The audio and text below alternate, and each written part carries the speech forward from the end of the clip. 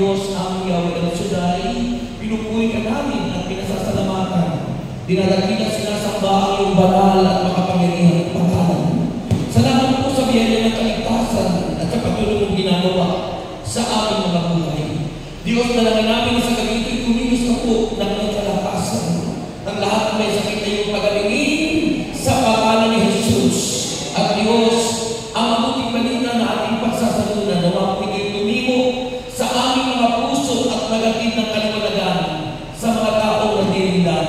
Sundan po ito ng iyong tanda, himala at kapamalaghan at mangyari lagi ang iyong kalutuban. Diyos, gamitin mo ang likod mo mightily, boldly, and powerfully. Kasama po ang iyong mga awi at dalangin namin punuin ng iyong kalwalatian ang lugar na ito at umaranasan ka po namin. Sa pangalan ni Jesus, sa pangalan ng Ama, ng Anak at ng Espiritu Santo, ating purihin ang Panginoon. Sa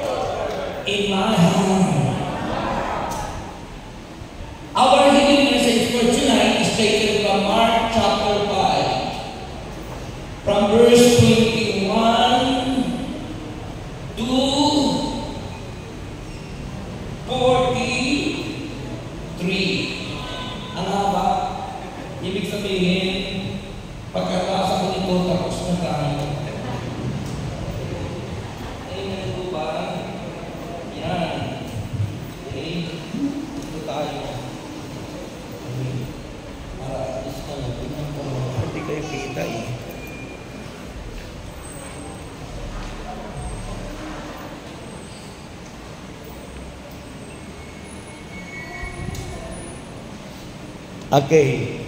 Ito ang sinasabi ng mananaaklat. Si Jesus ay sumakay sa bangka. Saan sumakay? Hindi sa aeroplano. Ang bumalik sa kabilang bangkibayo, nasa baybayin pa lamang siya ng lawa, ay tinumog na siya ng napakaraming tao. Naroon din ang isang tagapamahala ng sinagoga ng pangalan ay Jairo. Pagkakita kay Jesus, siya'y buhod sa paanan nito at nagmakaawa. Nag-aawaw buhay ko ang anak ko na nakita. Maawa po kayo, sumama kayo sa akin, at iparang ninyo sa kanya ang inyong kamay, upang siya ay tumanin at mabuhay. Sumama naman si Jesus, ngunit sumunod din sa kanya ang napakaraming tao, at halos nainit na siya. Kasama rin doon ang isang babaeng 12 taon nang dinudugo. Hirap na siya sa sakit na iyon, at marami ng doktor ang sumuri sa kanya. Naubos na ang kanyang ari-arian sa pagpapagamot, ngunit hindi pa rin siya gumagaling. Sa halip, lalo pang lumalala ang kanyang karamdaman. Nabalitaan niya ang tungkol kay Jesus, kaya nakipagsiksikan siya hanggang sa makalapit nito, sapagkat iniisip niya mahigpo lang ang kanyang damit, gagawin ako. Agad nang tumigil ang kanyang pagdurugo, at naramdaman niya magaling na siya. Naramdaman agad ni Jesus na may kapangyarihan lumabas sa kanya. Kaya pumalit siya sa mga tao at nagtanong, "Sino ang humiko sa aking damit?" Sumagot ang kanyang mga alagad, "Nakikita po ninyo na maraming nagsisiksikan sa paligid ninyo. Bakit po ninyo tinatanong kung sino ang humiko sa damit ninyo?" Subalit, lumingon-lingon si Jesus upang tingnan kung sino ang humiko sa damit niya. Palibhasa ay alam ng babae ang nangyari, siya ay nanginginig sa takot na lumapit kay Jesus at nagpakirapa. Ang ipinagtapat ang buong katotohanan. Subalit sinabi sa kanya ni Jesus, "Anak, pinagaling ka ng iyong pananampalataya. Umuwi ka na at ipanatag mo ang iyong kalooban. Ikaw ay magaling na." At habang nagsasalita pa si Jesus, may ilang tao dumating mula sa bahay ni Jairo. "Patayin po ang inyong anak. Huwag na po ninyong amalahin ang guro," sabi nila. Ngunit nang marinig ito ni Jesus, sinabi niya kay Jairo, "Huwag kang matakot, manampalataya ka lamang." At hindi na pinayagan ni Jesus na sumama sa kanya ang mga tao maliban kina Pedro at ang mga kapatid na Santiago at Juan. Nang dumating sila sa bahay ni Jairo, nakita ni Jesus na nagkakagulo ang mga tao. May mga nag-iiyakan at nananaghoy. Pagpasok niya ay kanyang sinabi, "Bakit kayo nagkakagulo at nag-iiyakan? Hindi patay ang bata, siya ay natutulog lamang." At dahil sinabi niya, pinagtawanan siya ng mga tao. Subalit, pinalabas niya ang lahat maliban sa 3 alagad at sa mga magulang ng bata, at pumasok sila at sa pinaruroonan ng bata. Hinawakan ni Jesus ang kamay ng bata at sinabi, "Talita kumi," na ang ibig sabihin, "Inin, bumangon ka." Noon din bumangon ang bata at lumakad, at labis na namaha ang lahat. Ang batang ito'y 12 taong gulang na. Mahigpit na pinagpilitan ni Jesus na huwag ilang sasabihin kanino man ang nangyari. Pagkatapos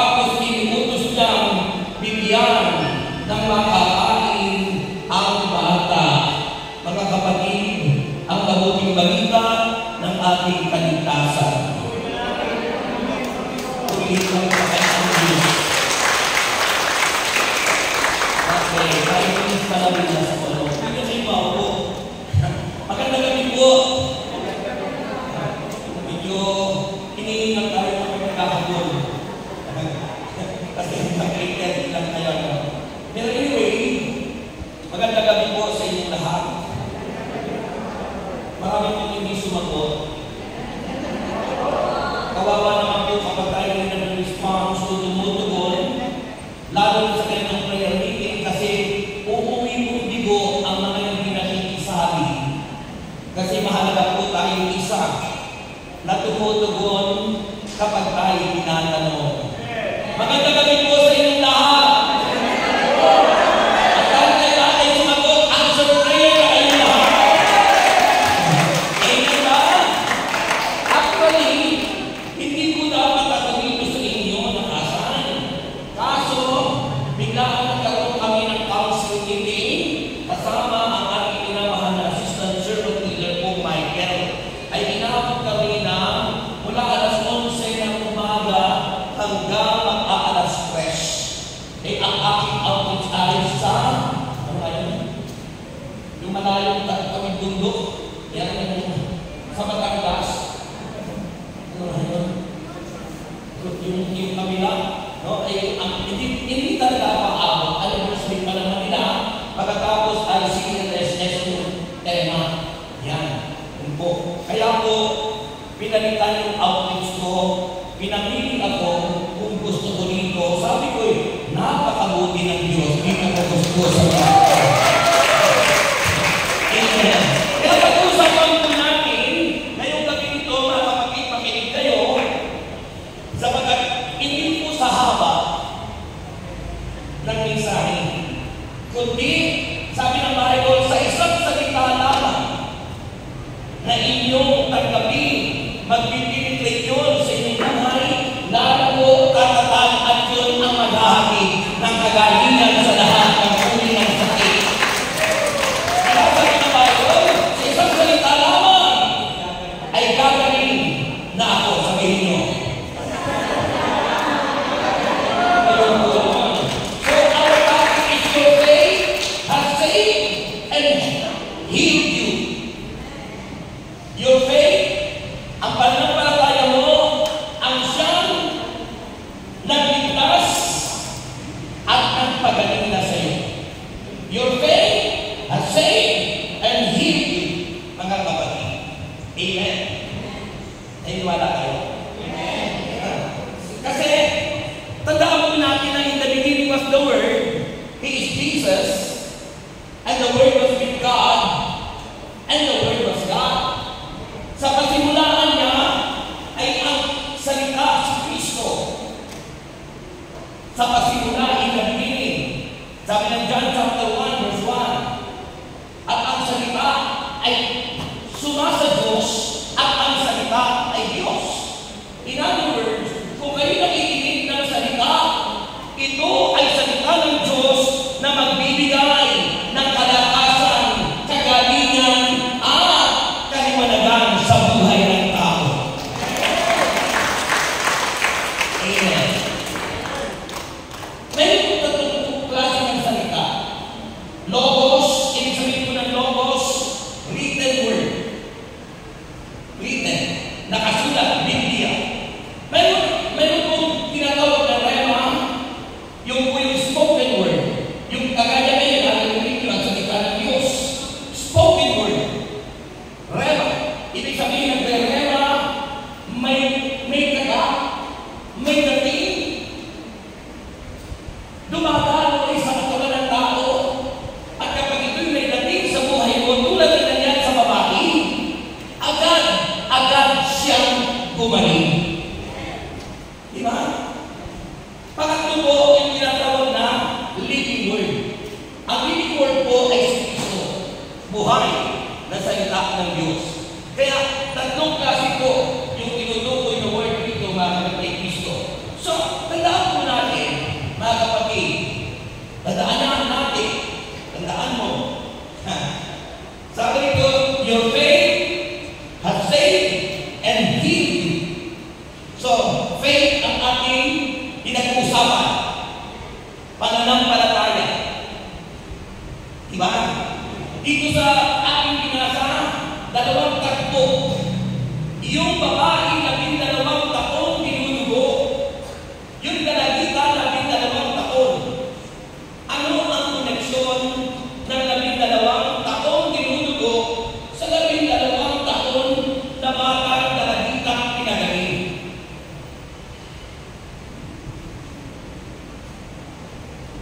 Wala kang kausap.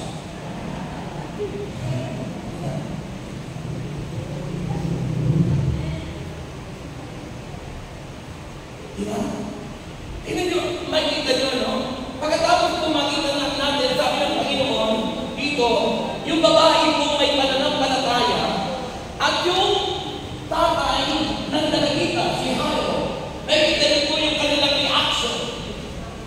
Ang tao may pananampalataya nakikita sa reaction nila kung talagang may pananampalataya. Hindi nagiging negatibo ang mag-iisip. At may action talaga. Tingnan nyo, yung 12 taong dinudugo na babae, sabi lang, halos naubos na ang kanyang alalayan sa pagpapagamot. In other words, walang magagawa ang kayamanan.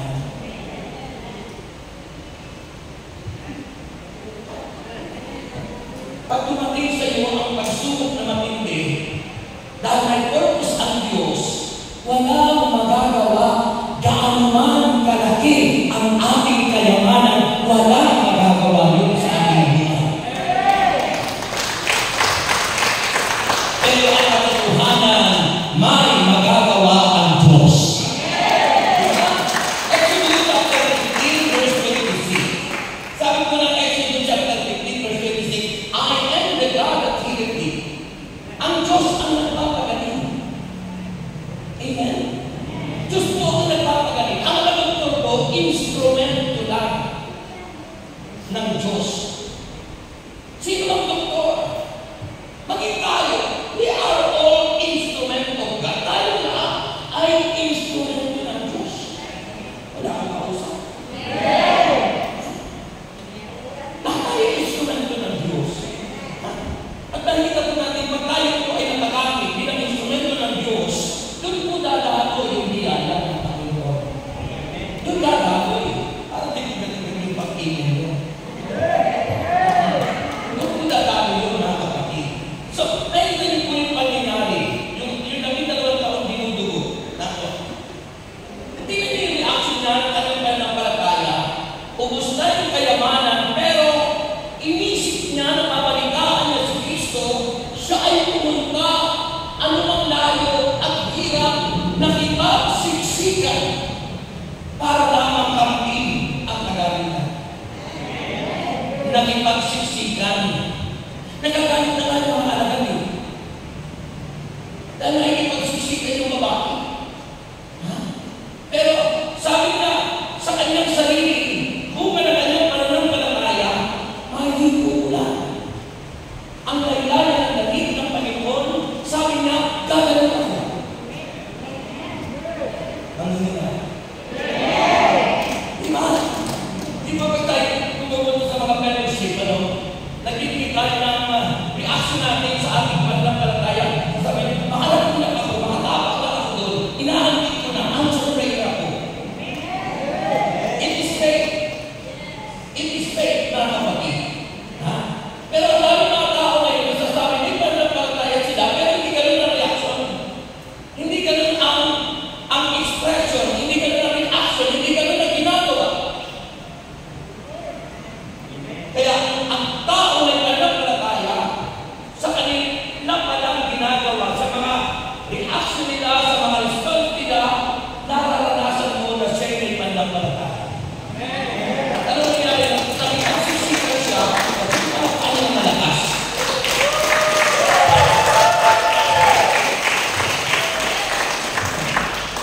Mamaya yan, mapapanood mo. Bawal mag-live kasi ano. Pero pwede mag-upload. Yung late upload, yan ang aming na pag-usapan. Kasi pag daw live, iniinkaros natin yung mga tao na dumalo.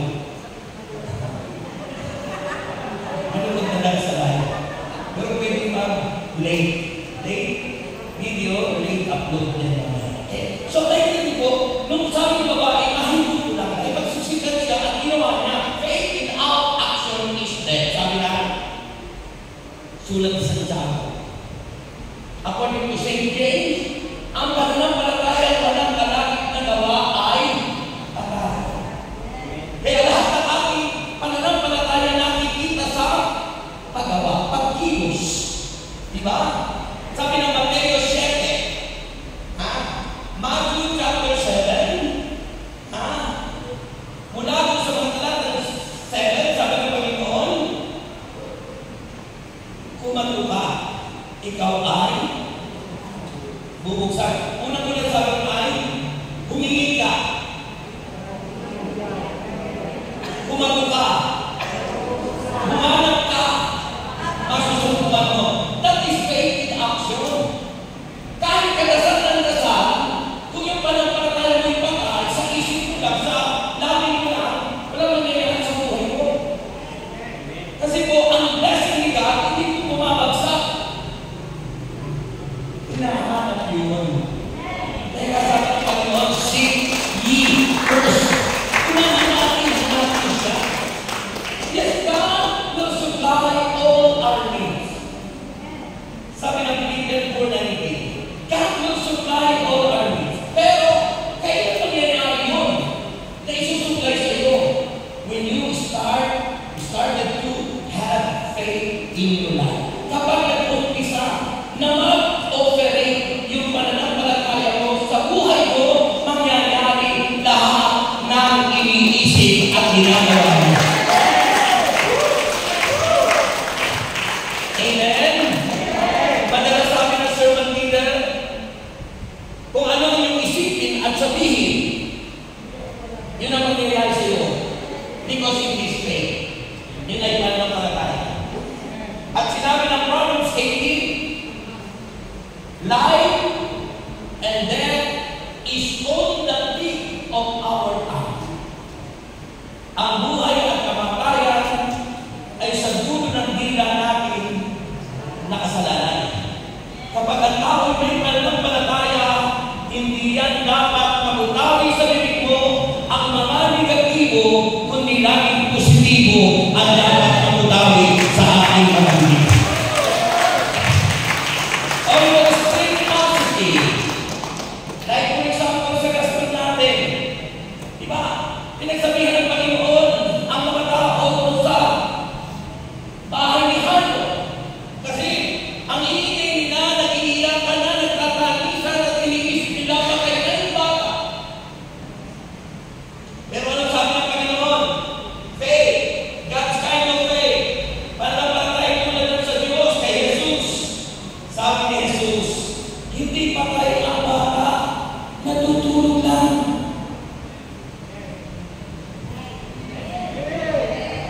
Eh pero tayo, kapag tayo nakalimutan, uy, patay ka na! Iyan na naman, ina-accept mo. You accepted yung bad news. Sa halip na yung pananampalataya mag-operate, the power of faith, na sinasabi ng maranata, kung may kasindahin ng butil ng mustasa at isa living faith, masasabi mo sa mundo o sa kahon na ito, lumipat ka at lilipat. Ibig sabihin, kung buhay ang pananampalataya natin, gaano man kabigat ang suliranin, ito'y mapagtatagumpayan mo. Dahil sa iyong buhay ang pananampalataya. Kaso patay ang pananampalataya ng marami. Umangasa sa utang, hindi sa Diyos. Sino sa inyo ang mahal sa utang? Pagdarasal natin bayaran. Amen po ba? So, nakita po natin yung reaction of those people who have faith, living faith, yung may buhay na pananampalataya. Kaya yung babaeng tinutugo, lumahi po, pinagalitan siya ng mga alagad, para naging pagsisigan, pero hindi hanggang yun at malaki sa kanyang may pananampalataya dahil ang nag-uudyok sa kanya para makipagsiksikan ayaw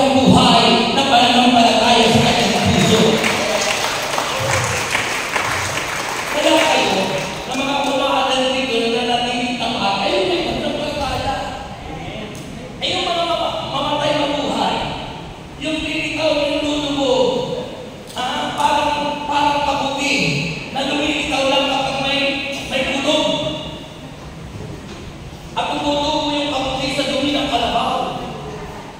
O sa puno ng saging. Pag may tulog, may ulan. Ha?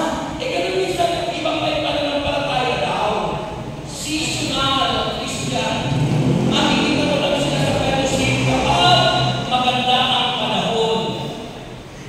Pero pag may bagyo, may unos, wala na yun. Their faith is not living faith. Hindi buhay ang pananampalataya. Sabi pinapakita sa ating gospel ni Sunday na ang buhay na pananampalataya hindi pwedeng hangganan anuman ang humadlag. Sibag man ito, bago man ito, kailan man ito, tuloy pa rin ang kanyang gawin.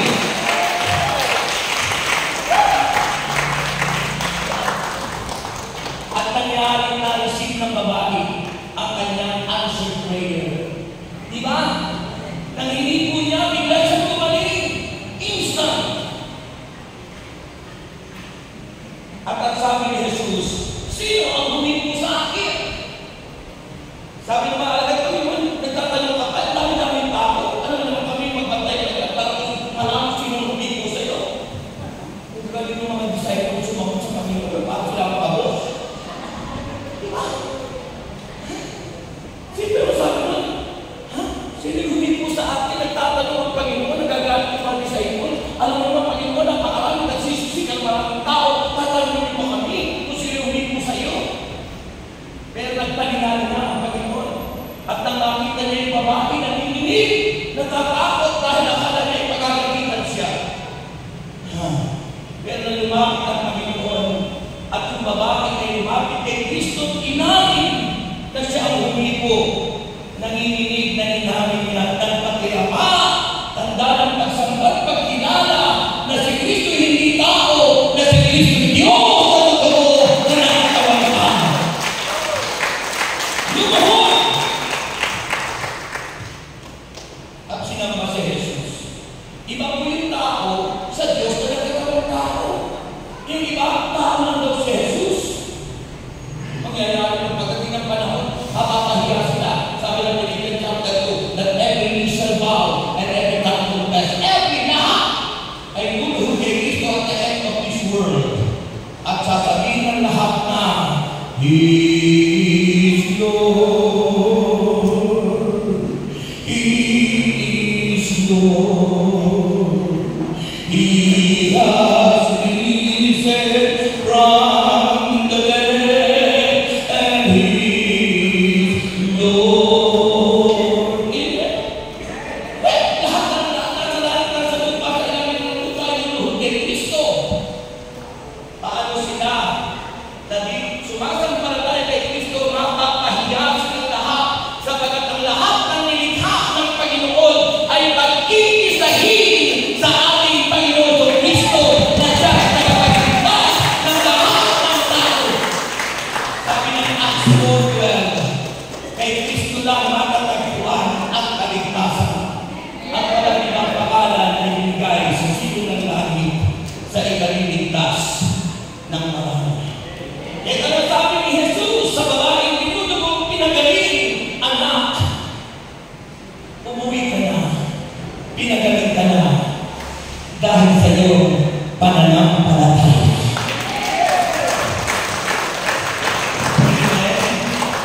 At pinagaling anak ni Hano, sabi ng Panginoon, hindi patay ang bata. Pinaalis yung mga tao. Sinama ang tatlong alagad, si John, si Peter, at si James. At pagkatapos, ginawa ni Jesus ang kamay ng bata. At ang sabi, kalitan ining, magbangon ka. Ang tao may pananampalataya, mauutusan mo ang demonyong sakit na lumayo sa iyo. Kaya ako, tayo, pag may sakit,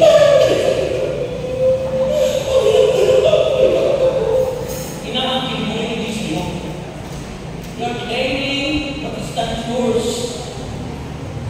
Hindi naman sa iyo inaangkin mo kaysa malasyon.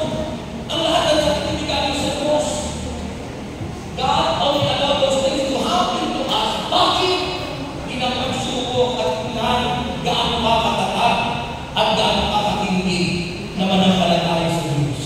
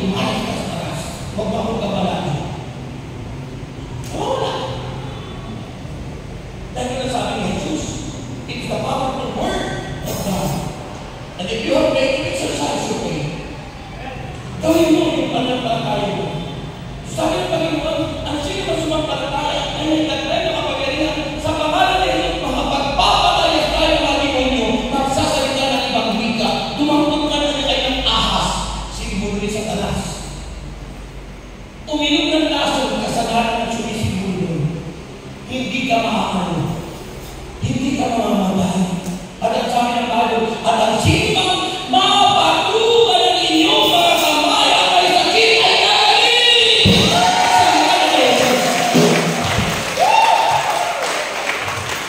Kaya si Jairo, sabi na ito sa Panginoon, pumunta ka po, kung aking anak naghihingalo, ang mapatukan lang ng iyong kamay, naniniwala pa ako, gagaling siya!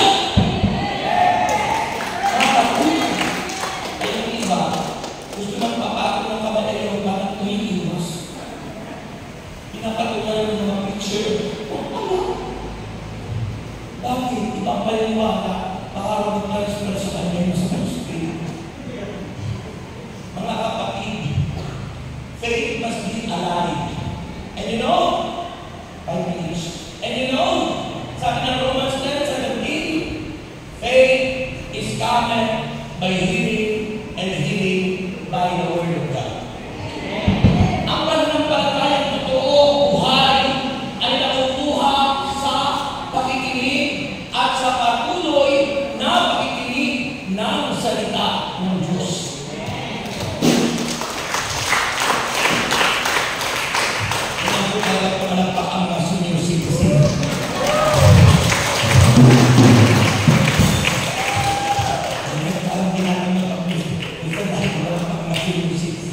Ako magsi-69 na 69 sa December. Pero sabi yung iba, madali parang hindi ka mag-69.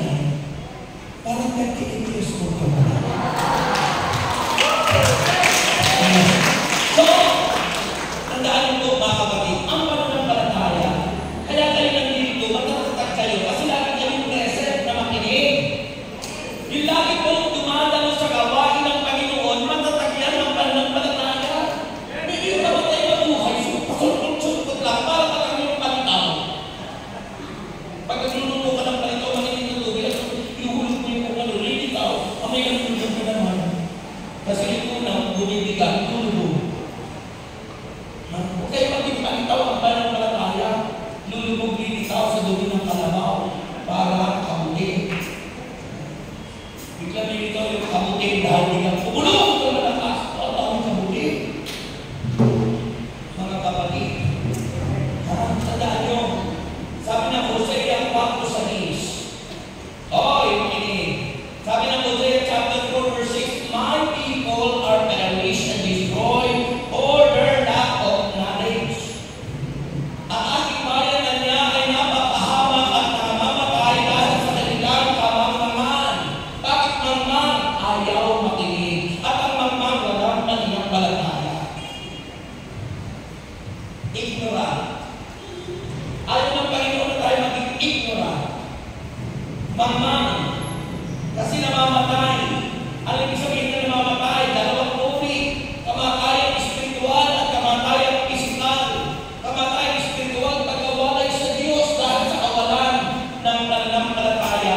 Dahil ang pananampalataya ay nakukuha sa pakikinig at patuloy na pakikinig ng salita ng Diyos. Mateo 11:29, sabi ng Panginoon, lumapit kayo sa akin, Matthew 11:28, lumapit kayo sa akin, kayo lahat na napapaga. Kayo lahat na nabibigatan ng inyong mga pasahin. At kayo aking pagpapahinahin, that is the result of faith. Because those people who have faith, they come unto Jesus. Sila yung lumalapit sa Diyos. Pero mga walang pananampalataya, saan lumalapit sa Mumbai, sa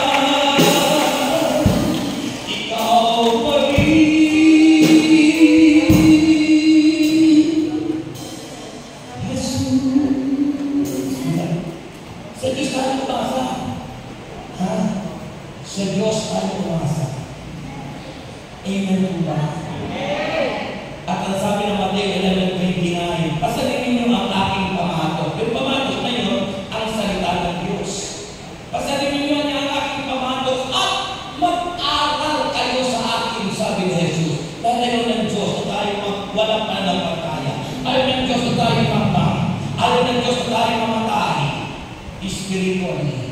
Kaya sabi niya, pasanin ninyo ang aking pamato at mag-aral kayo sa akin. Ako'y maamo. Yun ang isang katangi ay Kristo na siya mismo nagsabi, ako'y maamo at mababago. At makasusumbong kayo ng kapahingahan para sa inyong kaluluwa. Ang buhay na pananampalataya ang may takda ay si Kristo. Hebrews chapter 12 verse 2. Ituon ninyo ang inyong paningin kay Kristo na siyang pinagmumula ng ating pananampalataya at siyang nagpapatatag nito. Sabi sa English, fix your eyes unto Jesus because He is the author, the perfecter of our faith. Si Kristo ang pinagmumulan ng tunay buhay na pananampalataya. And finally, si Kristo na siya nagtuturo sa atin through His Spirit. Sabi ko na parang nakasulatan sa 1 Corinto chapter 12 and 14, faith is a gift of the Spirit. Ang pananampalataya ay regalo ng Espiritu Santo. At ang pananampalataya yan ang magpapagaling sa lahat ng may sakit at mga tayo na kayong lahat. Kung paano ako pinagaling ni Lord sa sakit sa puso, wala akong pera para magpabypass, 4 na ugat, may bara, enlargement of the heart, rheumatic heart disease, hepatitis, ispat sa baga, ulcer, ang dami. Pero nang mabuhay ang aking pananampalataya, April 10, 1986, nagtanggapin ko siya, lahat ng aking sakit at karamdaman ay pinagaling ni Yahweh El Shaddai. That is my faith, mga kapatid. At mula noon hanggang ngayon, ito si Brother Rex, ginagamit pa rin ng Panginoon. Amen. Amen. Purihin si Jesus. Taas na yung kamay at sabihin ng Panginoon na Jesus, patawarin mo ako sa lahat ng nagawa kong kasalanan. Mula po sa aking pagkabata hanggang sa kasalukuyan. At mula ngayon, itinatakwil ko si Satanas at ang kanyang mga gawain. At mula po ngayon, tanging ikaw na, Panginoon Kristo, ang aking pupurihin, sasambahin ngayon at magpakailanman. Amen. Amen. Sabihin niyo ngayon, yung awitin, ano yun, yung awitin. Yung awitin. Pupurihin ka, Jesus, sasambahin ka, O Panginoon, pangalan mo lamang ang itataas. Luluwalhati ka, ngayon at kailanman. Anumang pagsubok ang dumating, wala kaming iba na ibibigay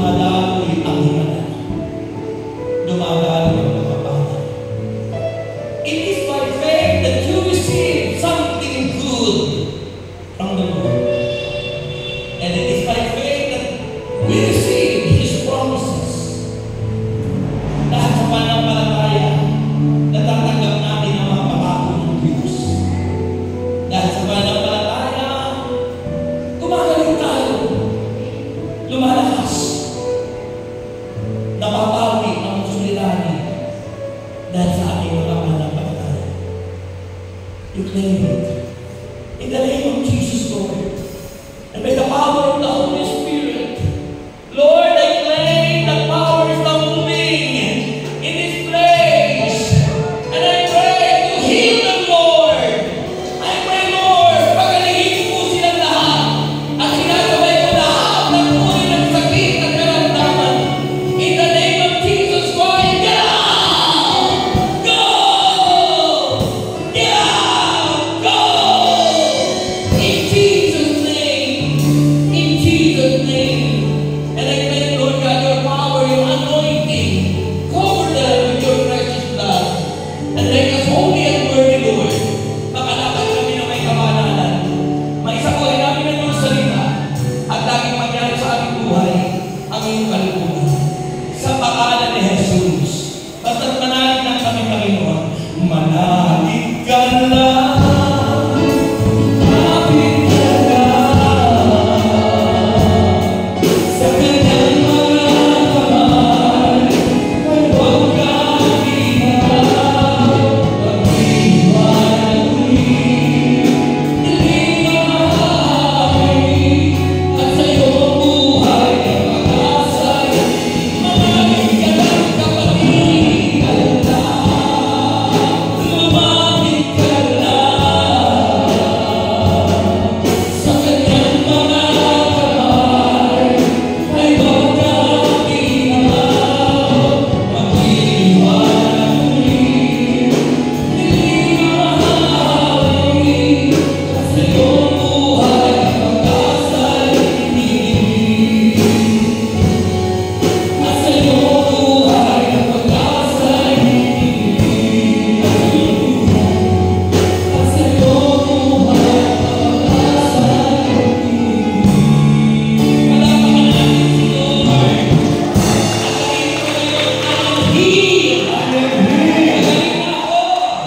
At sabihin mo, I am strong. Malakas na ako.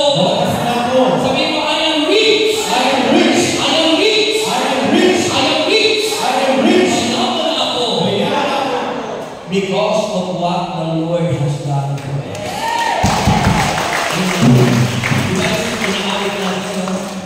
And the poor say, I am rich because of what the Lord has done for us.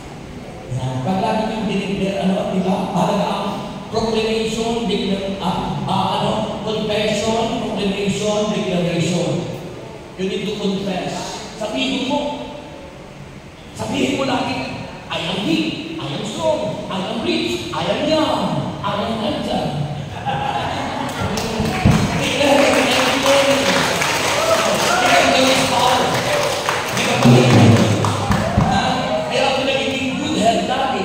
Kasi always, pagkagisip ko sa umaga after my prayer, dinideklara ko, I am strong, I am rich, I am young, I am good health. Declaration. Confession, declaration, proclamation. Yan. Ipahayag niyo lagi. O ano yung laman ng bibig sa buong pag-ibig?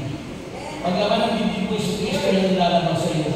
Pero kung hindi Isu Kristo ang pag-ibig mo, naku, baka mag-test. Taas ang lahat ng ilang daladalahan, pati ang inyong mga prayer request, at ang lahat ng inyong mga bag, wallet, passport, papeles, kung kayo may dalang tubig, asin, langis, itaas niyo po lahat sa Panginoon. Maniwala kayo, manalig po tayo.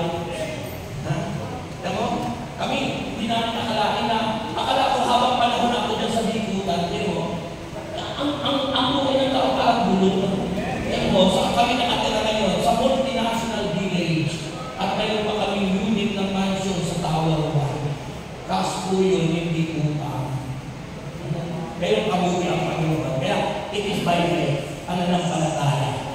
Nung nanampalataya po kami, hindi na nakutan ang pag-iika po, bunga ng pananampalataya, tithing and giving, yung po. Kasi ang susi ng kasaganaan ay nasa pagbibigay.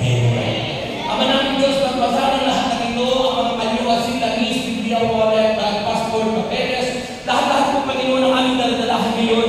Inaagin po namin ang aming mga prayer request ay answered prayer na. And Lord, ibalik po sa amin ang iba yung pagpapalang 60 hindi kumahapaw ang lahat ng aming mga Lord. As we sing, give thanks with a grateful heart. Iyakas ko na ang bonus, tatlo. Exercise spirituality. Kung ano ang inyong isipin at sabihin ng inyong bonus. Okay, sasabihin nyo, thank you, Lord! Okay, ready na kayo? Ready na kayo sumambot ng bonus? May the Lord God bless us all now and forever in the name of the Father, Father sa Katotohanan. Huwag kayo magmadali kasi nadadapa kapag nagmamadali. Minsan nakikinig. In the name of the Father, and of the Son, and of the Holy Spirit, Amen.